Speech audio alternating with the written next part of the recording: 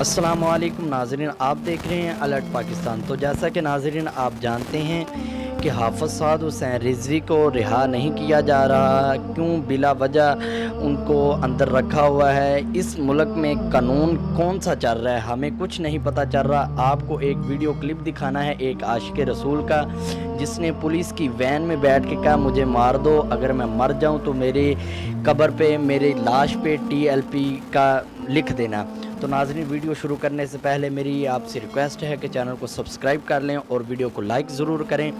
तो नाज़रीन, वो आशिक़ रसूल की वीडियो दिखाते हैं। माशाल्लाह नौजवान है और गाड़ी में बैठ के पुलिस वालों के सामने बैठ के उस आशिक़ रसूल ने ये बात की है कि जब मैं मर जाऊँ मेरे कफन पे, मेरी लाश पे, मेरी कब्र पे TLP लिखना।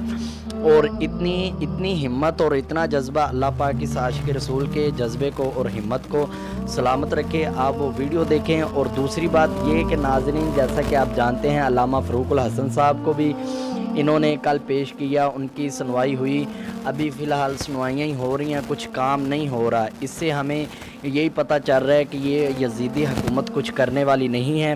तो आप सब दोस्तों से और भाइयों से ये दरख्वास्त भी है कि इसके लिए आवाज़ ज़्यादा से ज़्यादा बुलंद करें यार। हमारे कायदीन अभी तक जेल, नाजायज़ तमाम कायदीन को जेल में रखा हुआ है और जो चोर डाकू लुटेरे हैं वो बाहर घूम रहे हैं, उनकी तरफ हुकूमत कोई ध्यान नहीं दे रही। तो खुदारा मैं अपील करता हूँ हुकूमत से कि वो तमाम तहरीक लब्बई के कायदीन को रिहा करे।